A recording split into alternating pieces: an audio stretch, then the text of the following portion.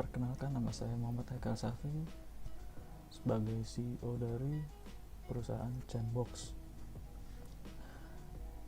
Pada kesempatan ini kami ingin menjelaskan bisnis plan dari perusahaan ini. Lanjut. Ya, sebelum memulai presentasi bisnis plan dari kelompok kami dari ingin berkenalan terlebih dahulu. Kami dari Technopreneur kelas teknik lingkungan 106 kelompok 10 dengan saya sendiri Muhammad Haikal Safi, NRP 021 1174 000 dan selanjutnya Kenalkan, nama saya Yoga Maulidi, NRP 021174 00089. dan selanjutnya Perkenalkan, nama saya Joshua Kevin Geraldi, NRP 02111 74 200. Dan keempat ada Halo, perkenalkan saya Muhammad Syarif Fauzan Habibi dari Departemen Teknik Transportasi Laut dengan dosen Arif Abdurrahman. Kami dari Institut Teknologi 10 November. Jadi perusahaan ini pada awalnya adalah merupakan gagasan bisnis yang diawali dengan adanya kekhawatiran terhadap penyebaran virus COVID-19 di Indonesia yang berpotensi turunnya kondisi kesehatan masyarakat yang dapat berujung kematian. Perusahaan ini, Chainbox, akan hadir di masyarakat dengan meluncurkan sebuah alat yang disebut disinfektan chamber box portable yang dapat membantu masyarakat dalam mensterilisasi pakaian dan tubuh dari bakteri dan virus ketika melewati box ini. Dan ini sangat cocok untuk mendukung program pemerintah yang dimana akan dicanangkan the new normal. Masuk ke dalam company description. Ya, ini adalah logo perusahaan kami. Perusahaan kami terdiri dari dua jenis logo. Pertama, logo untuk background warna terang dan logo untuk background warna gelap. Dan mempunyai slogan Clean Your Virus, yang artinya bersih dari virus. Jadi sejarah perusahaan kami yaitu baru berdiri pada tahun 2020 oleh 4 orang yang bergerak di bidang teknologi dan berasal dari ITS dan berfokus untuk upaya membantu percepatan dan pencegahan penyebaran bakteri dan virus yang ada di dunia, terutama COVID-19. Perusahaan kami punya visi yaitu menjadi perusahaan yang meningkatkan kesehatan dan kualitas hidup masyarakat Indonesia dengan memberikan solusi preventif dalam pencegahan penularan bermacam-macam bakteri dan virus. Dan untuk misinya ada dua. Yang pertama, mempercepat laju pengurangan penularan bakteri dan virus khususnya COVID-19 dengan upaya preventif yang berkelanjutan, efektif, dan dapat dirasakan oleh seluruh masyarakat. Dan yang kedua adalah mengembangkan teknologi mikro dan nano pada cairan disinfektan yang unggulan sehingga dapat meningkatkan efektivitas kegunaan alat. Jadi untuk misi yang kedua itu cairan disinfektannya itu akan ditingkatkan terus untuk tingkat keamanan dan efektivitas dalam mengurangi kadar virus yang ada dalam pakaian dan tubuh. Dan untuk tujuan perusahaan kami yaitu untuk membantu masyarakat dalam mensterilisasi pakaian dan tubuh dari bakteri dan virus. Oke, masuk ke industri analisis. Identifikasi permasalahan dari produk ini awalnya yaitu masyarakat dunia menjalani kegiatan sehari-hari tentu tidak terlepas dari sosialisasi antar individu maupun kelompok dan juga tidak terlepas dari menyentuh dengan bermacam benda di segala tempat. Oleh karena itu muncullah ide perusahaan kami untuk meluncurkan alat ini yang dimana dapat membantu masyarakat dalam terhindar dari virus, karena salah satu penyebarannya itu lewat menyentuh dengan bermacam benda di segala tempat. Karena dengan droplet orang yang sakit ketika bersin atau batuk ke segala tempat, kita tidak akan mengetahui secara pasti apakah alat itu atau benda itu bersih atau aman dari virus. Kita tidak sengaja menyentuh mata, hidung, dan mulut setelah memegang permukaan benda tersebut. Dan kita juga belum tentu ingat dengan cuci tangan selalu. Oke, lanjut. Jadi sebelum kita meluncurkan produk ini atau alat ini, kita sudah melakukan analisis dengan survei ke masyarakat langsung, terutama mahasiswa ITS yang rata-rata menjawabnya. Pertama itu kita melakukan kuesioner. Pertanyaan pertama itu, apakah kamu memahami bagaimana media penularan virus COVID-19? Rata-rata sudah menjawab iya, dan sisanya 11,5% menjawab tidak. Dan setelah itu kami tanya bagaimana media penularan virus COVID-19. Rata-rata sudah menjawab dengan benar. 80,8% menjawab lewat sentuhan dari permukaan benda, dan sisanya yang lainnya. Dan kemudian ada pertanyaan, apakah kamu masih sering berpergian keluar rumah? Rata-rata menjawab tidak sebanyak 76,9%, dan sisanya 23,1% menjawab iya. Dan rata-rata orang yang keluar rumah itu sekitar 1 kali banyak 46,2%, dan 2 kali banyak 28,8%, dan sisanya sisanya yang sering.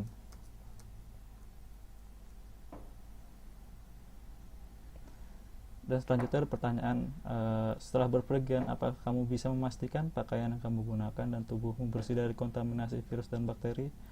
Rata-rata menjawab tidak bisa, yaitu sebanyak 71,2%, dan sisanya menjawab bisa.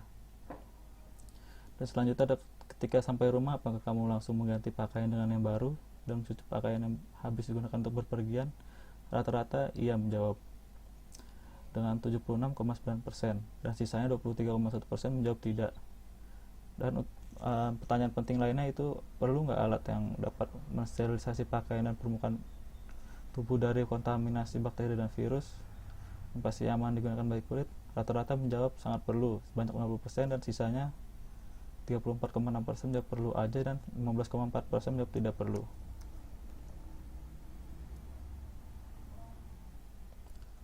Dalam menganalisis struktur industri, kami menggunakan konsep dengan model dari Michael E. Porter, yaitu The Five Force.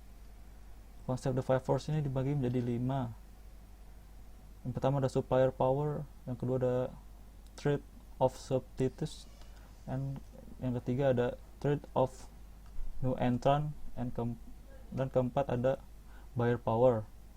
Yang pertama supply power. Supply power itu adalah kekuatan dari supplier. Kekuatan supplier ini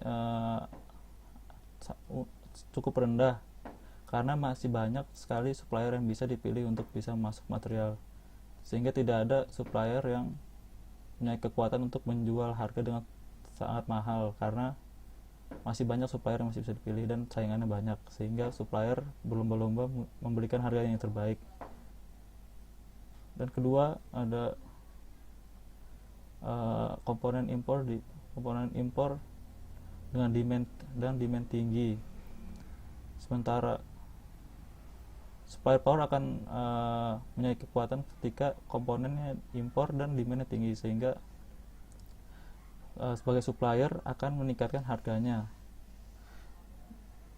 Dan model yang kedua adalah trade of substitutes. Ancaman dari pesaing bisnis yang lain hampir tidak ada, karena masih banyak, karena tidak bisa disandingkan dengan alat lain seperti hazmat suit, masker, face shield, dan lain-lain. Dikarenakan mempunyai peran dari masing-masing. Alat ini, disinfektan chamber box ini berperan untuk membersihkan dan mensterilisasi pakaian dari virus. Sementara yang lain, hazmat suit, masker, face shield, itu untuk melindungi tubuh dari virus. Dan yang ketiga ada trade of new entrant. Itu ancaman dari pesaing baru. Apakah ini bisa terjadi? Iya, bisa.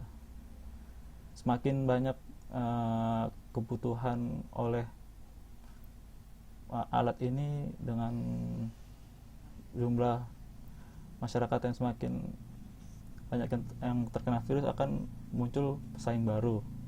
Namun tidak mudah dideteksi para pesaingnya karena belum ada pastian paten yang jelas dengan alat ini. Dan yang keempat ada buyer power.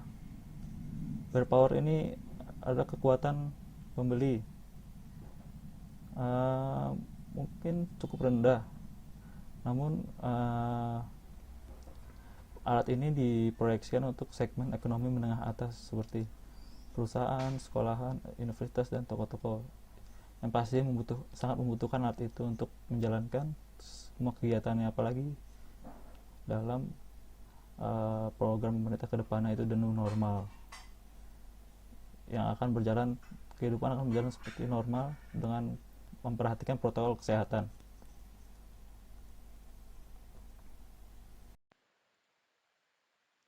Selanjutnya adalah manajemen tim and company structure. Manajemen tim and company structure ini bertujuan untuk merinci komposisi sebuah tim dalam suatu perusahaan, pembagian peran, dan orang-orang yang mengisi posisi tersebut. Harapannya dengan adanya manajemen tim and company structure ini, maka kerja dari perusahaan akan semakin efektif sehingga produksi yang dihasilkan dapat lebih maksimal sesuai dengan tugasnya masing-masing. Maka dari itu kami merinci tugas dalam perusahaan kami menjadi 4 bagian. Yang pertama adalah direktur utama, yang kedua direktur pemasaran, yang ketiga direktur keuangan, yang keempat direktur produksi. Direktur utama di sini adalah seseorang yang bertanggung jawab dan berperan dalam mengkoordinasikan seluruh direktur yang ada di bawahnya, seperti yang dapat kita lihat pada bagan, dan tugasnya adalah selalu mengkontrol bahwa untuk perusahaan ini dapat mencapai cita-citanya sesuai visi misi yang telah kita konsep di awal. Jadi direktur utama ini istilahnya seperti kepala dari perusahaan ini begitu. Lalu yang kedua adalah direktur pemasaran. Direktur pemasaran di sini adalah seseorang yang bertanggung jawab dan berperan dalam merencanakan dan mengeksekusi aspek pemasaran sehingga memaksimalkan tingkat penjualan produk perusahaan. Lalu selanjutnya ada direktur keuangan, berperan dan bertanggung jawab dalam mengatur cash flow perusahaan mulai dari pemasukan hingga pengeluaran sehingga mengefektifkan anggaran yang digunakan. Lalu yang keempat, direktur produksi. Direktur produksi di sini berperan dan bertanggung jawab dalam proses produksi produk perusahaan mulai dari pengadaan material sampai manufaktur produk sehingga memenuhi pesanan dari konsumen. Nah, keempat komponen inilah yang akan bahu-membahu untuk mewujudkan jalannya perusahaan kami ini. Dan juga di dalamnya terdapat staf-staf yang bertugas untuk mengeksekusi konsep perusahaan yang telah kita buat sebelumnya begitu. Lalu untuk direktur utama di sini ada Haikal, yang lalu direktur pemasaran ada Fauzan, direktur keuangan ada Yoga, direktur produksi ada Joshua Kevin Geraldi. Nah, bisa dilihat bagian company structure dari perusahaan kami. Di sini direktur utama membawahi tiga direktur lainnya, yaitu direktur pemasaran, direktur keuangan, dan direktur produksi.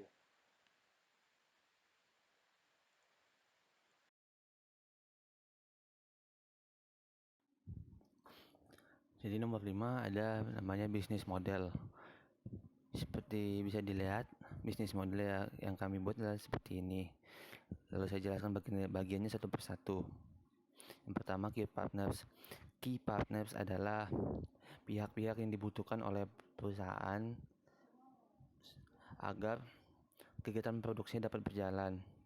Di sini ada mahasiswa, universitas, rumah sakit, pemerintah daerah, penggalangan donasi, dan juga influencer. Kegiatan produksi dilakukan oleh mahasiswa-mahasiswa dan dibantu fasilitasnya oleh pihak kampus, seperti tempat produksi dan alat-alat produksi. Untuk pengujian alat dan penyediaan cairan disinfektan dibantu oleh pihak rumah sakit. Serta modal untuk kegiatan produksi diperoleh baik dari donasi relawan maupun dari influencer penanggulangan COVID-19. Lalu ada key activities. Key activities adalah kegiatan-kegiatan inti yang dilakukan dan juga direncanakan oleh pihak perusahaan. Di sini ada R&D, Research and Development, Design, Sales and Marketing, dan Social Responsibility. Aktivitas yang dilakukan pada bisnis ini, yang pertama, riset dan pengembangan atau R&D sendiri, yang bertujuan untuk menghasilkan produk jadi yang memiliki kualitas yang baik di pasar. Lalu, desain produk agar produk memiliki bentuk yang menarik serta dapat memikat para calon konsumen. Sales marketing agar produk dapat dikenal dan dibeli oleh konsumen, serta social responsibility. Di sini dengan tujuan kami salah satunya adalah membantu masyarakat dalam upaya sterilisasi diri. Lalu ada key resource. Key resource yang kami miliki itu ada ilmu dan teknologi untuk menciptakan penyemprotan yang bersifat efektif serta mampu menghemat penggunaan cairan disinfektan. Lalu ada SDM yang berasal dari mahasiswa perguruan tinggi. Value proportion adalah nilai jual yang dimiliki oleh produk kami. Di sini nilai jualnya adalah desain produk yang mampu berdiri dengan kokoh dan tegak, tapi juga mampu dibongkar pasang sehingga dapat digunakan di mana saja dan memiliki teknologi penyemprotan yang efektif sehingga mampu menghemat cairan disinfektan dibandingkan produk yang lain.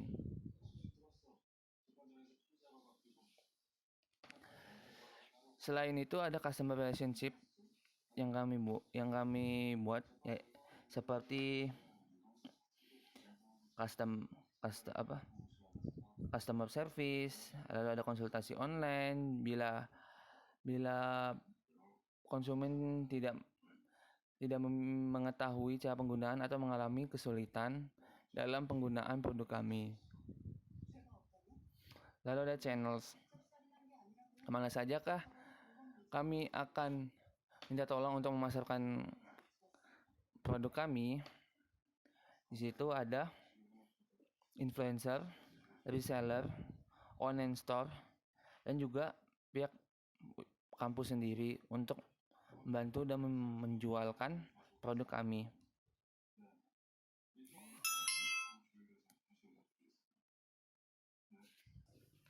Untuk customer segment, pasar-pasar yang kami incar itu adalah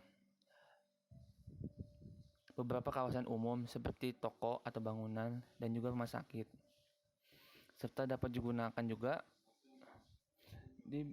ke dalam pintu masuk untuk perumahan ataupun pedesaan.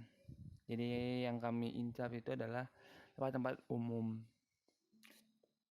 Untuk biaya pembangunannya atau cost structure itu berasal dari penyediaan bahan baku dan proses produksi, serta untuk biaya tenaga kerja dalam kegiatan bisnis, pemasaran, dan juga ada biaya administrasi.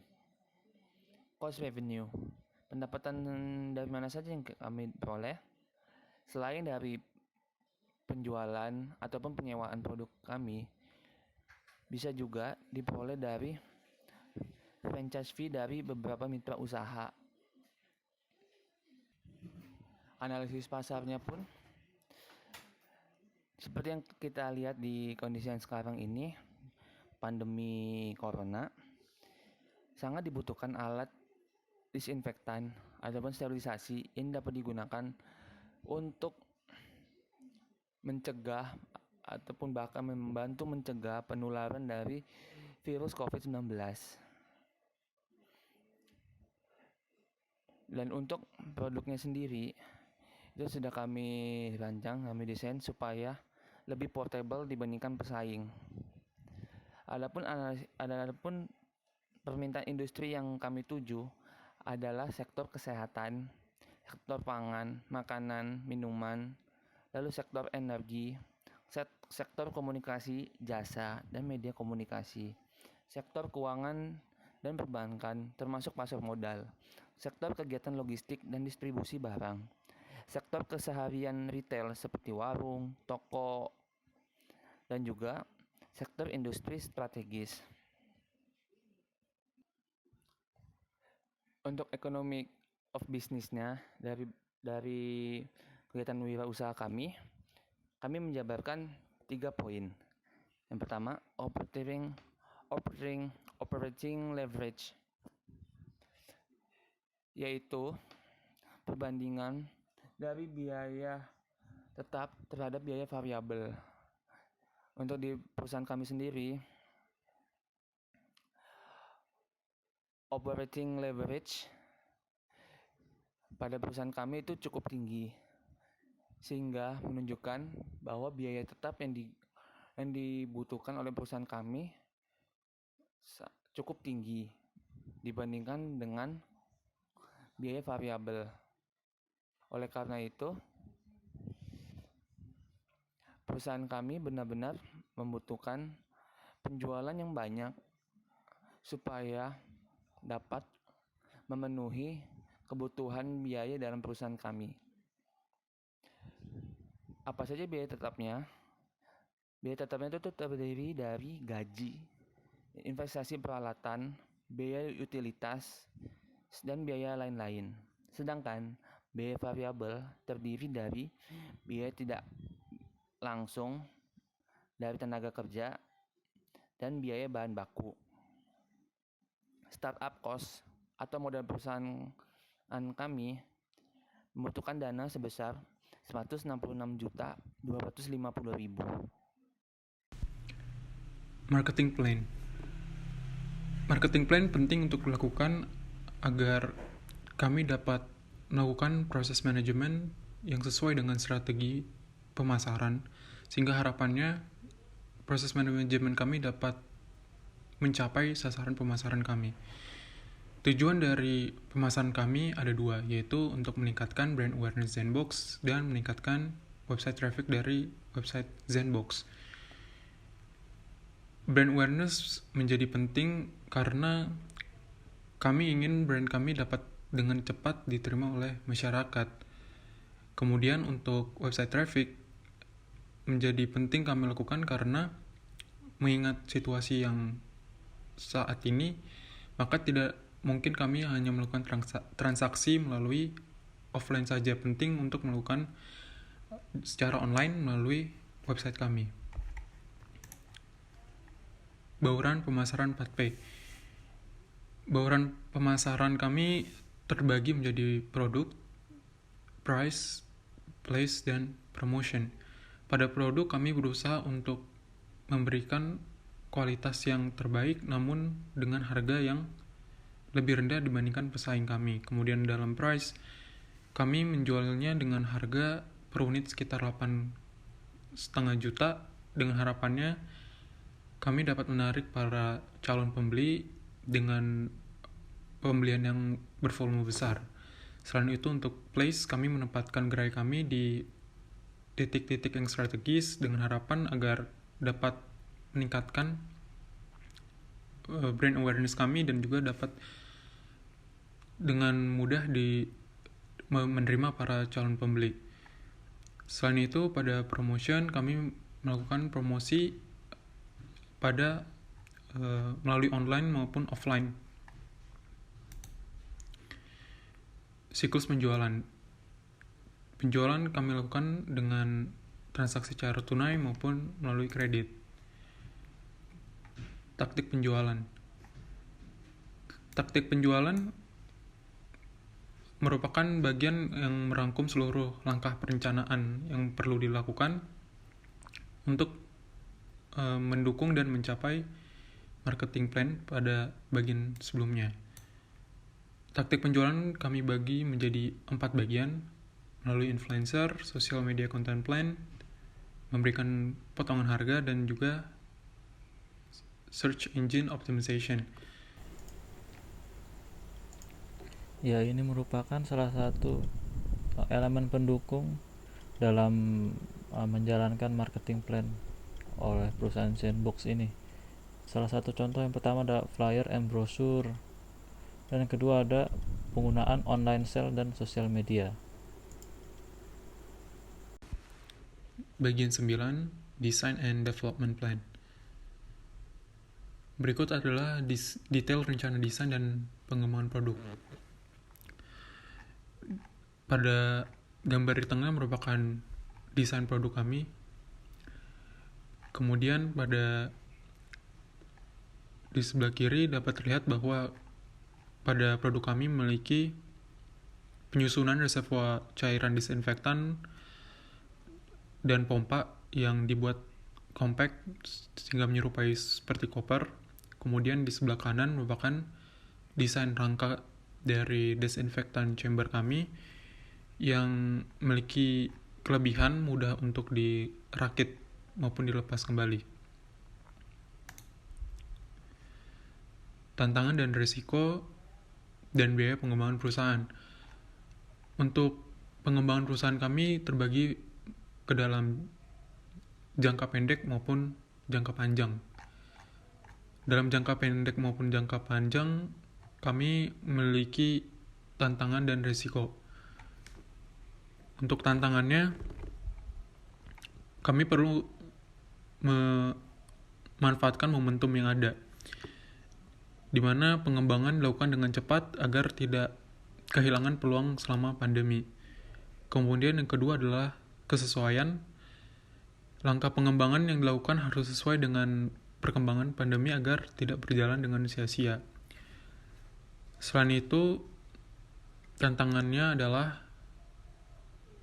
pra-BIP, yaitu realisasi pengembangan yang harus dilakukan sebelum waktu break-even point.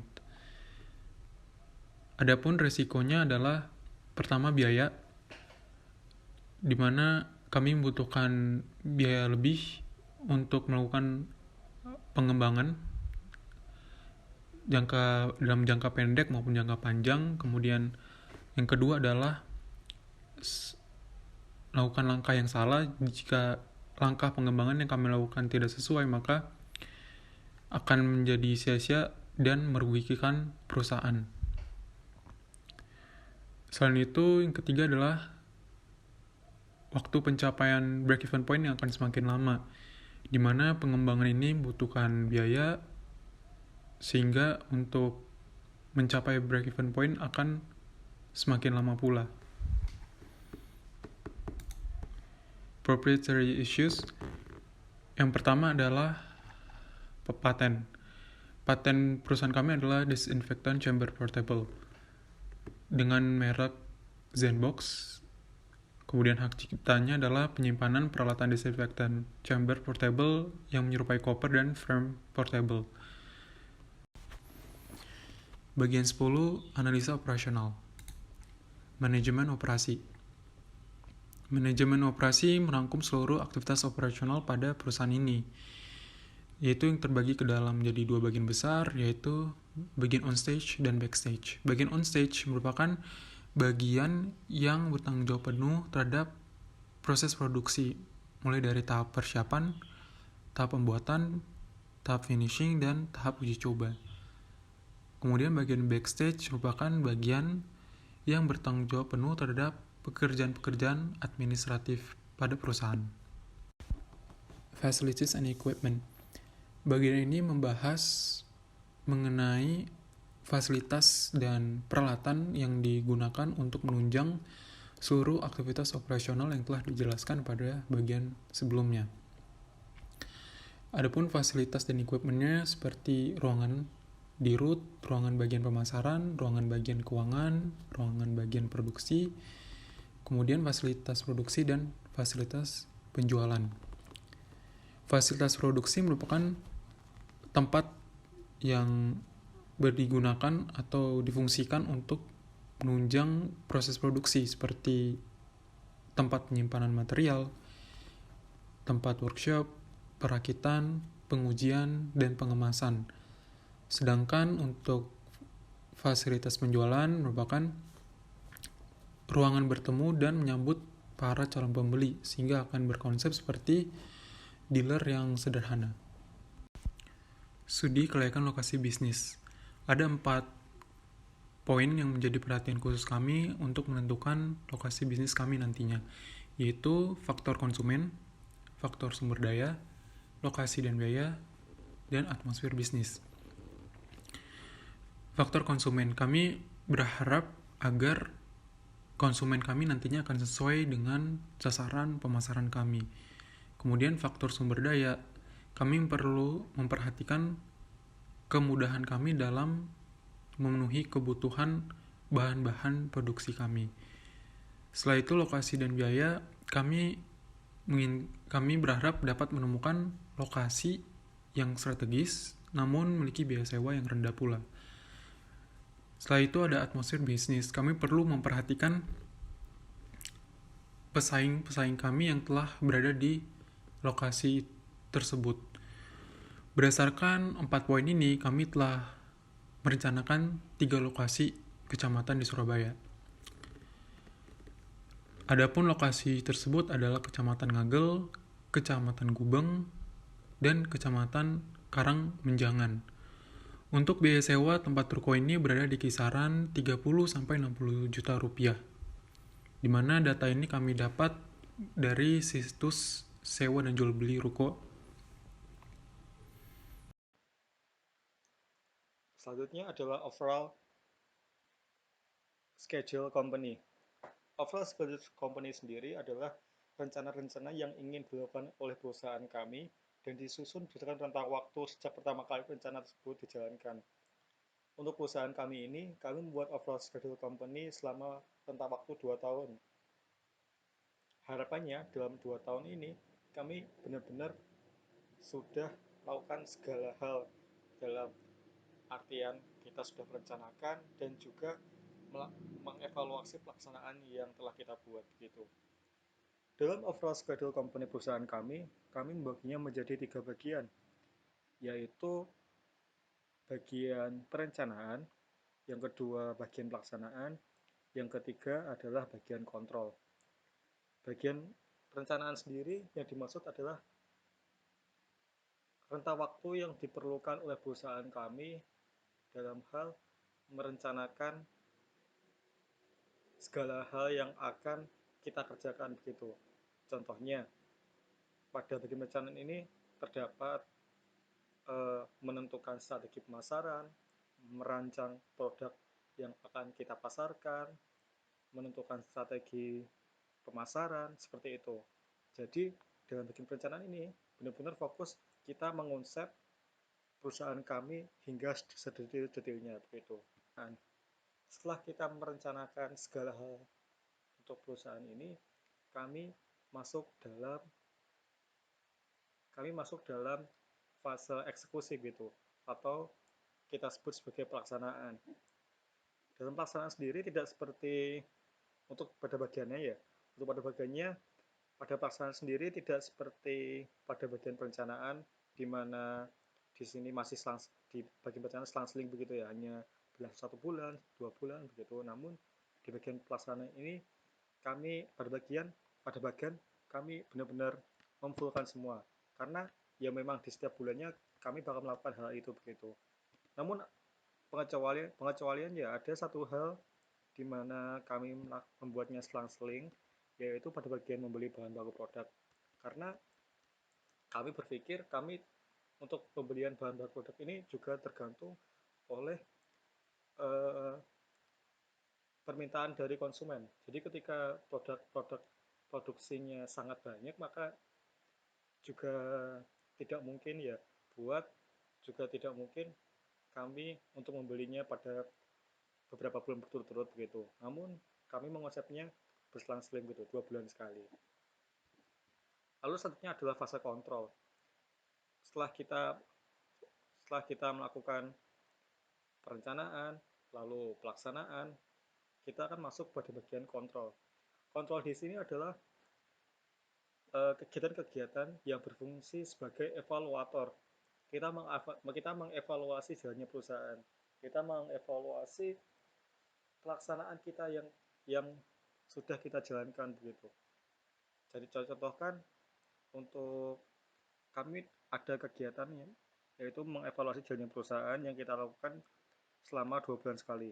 Jadi pada 2 bulan sekali ini kami akan terus menerus melakukan evaluasi jalannya perusahaan sehingga harapannya jalannya perusahaan kami dapat lebih efektif gitu.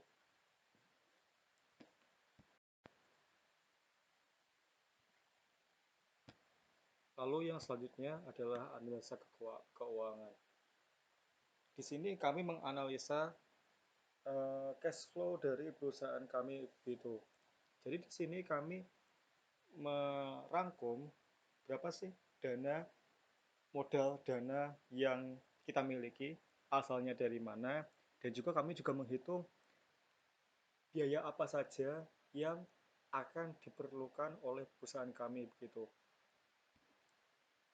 Jadi di sini untuk yang pertama ada sumber pendanaan. Sumber pendanaan tadi seperti yang saya katakan yaitu adalah modal awal perusahaan kami begitu.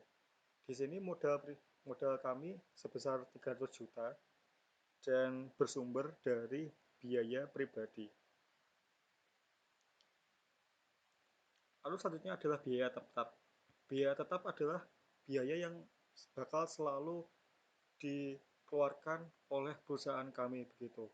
Jadi biaya tetap ini adalah biaya yang untuk setiap bulan, entah setiap bulan atau satu kali di awal itu biaya yang kita keluarkan. Saya contohkan pada biaya tetap ini ada biaya tempat sewa produksi, lalu juga ada upah pegawai begitu. Karena hal itu yang merupakan hal-hal yang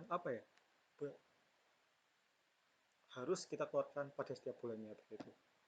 Lalu yang kedua adalah biaya variabel. Biaya variabel di sini adalah biaya yang masih bisa berubah-ubah dan juga sesuai kebutuhan. Jadi di sini harapannya kami dapat merange memberi rentang berapa sih biaya variabel yang kita perlukan begitu. Dalam biaya variabel di sini ada dua hal. Yang pertama biaya promosi, yang kedua biaya internet. Lalu dari ketiga hal tadi kami mentotal. Kami menjumlahkan berapa sih biaya total yang kita butuhkan. Yaitu ada biaya tetap. Biaya tetap kami sebesar 128.940.000 dan biaya variabel kami sebesar 5.500.000. Maka jika kami totalkan maka sebesar 134.440.000. Lalu di sini kami juga menghitung analisa break even point atau BEP. BEP di sini tujuannya adalah bagaimana sih istilahnya biar kita balik modal gitu ya. Berapa lama sih sebenarnya biar kita bisa balik modal? Lalu kita harus punya target berarti berapa sih alat yang harus kita jual per bulannya agar kita bisa balik modal dalam waktu yang cepat. Jadi dengan dalam BEP ini kami mengasumsikan bahwa satu bulannya kita mampu menjual sebanyak 10 unit produk dengan biaya satuan produk sebesar 8.500.000. Nah, untuk satu produk sendiri kami memerlukan ongkos biaya produksi sebesar 5.145.000. Begitu. Maka perhitungan BEP yang ada dari perusahaan kami adalah gini rumusnya. Jadi total biaya kami adalah 134.440.000 yang kita hitung tadi. Lalu penjualan kuantitas kali harga. Jadi kami menjual 10 unit produk per bulannya dikali harga satuannya 8.500 berarti 10 dikali 8.500.000 sama dengan 85 juta. Nah, estimasi BEP di sini rumusnya adalah total modal biaya dibagi penjualan bersih. Maka 134.440.000 tadi dibagi dengan 85 juta yang dihasilkan 1,5 bulan. Nah, maka dari itu kita dapatkan untuk dapat diketahui ya bahwa modal biaya didapatkan kembali atau kita dapat balik modal dalam kurun waktu 1,5 bulan. Tapi ingat dengan catatan tadi, kita harus dapat menjual 10 unit produk dalam waktu 1 bulan dengan harga 8.500.000. Seperti itu. Jadi presentasi kami dapat diakhiri sampai di sini saja dengan tutup oleh materi financial projection tadi. Jadi jika ada pertanyaan bisa ditanya lewat kolom komentar atau lewat kontak yang tersedia. Thank you semuanya. Don't forget to subscribe, comment, and share, and like. And Chen will clean your fires.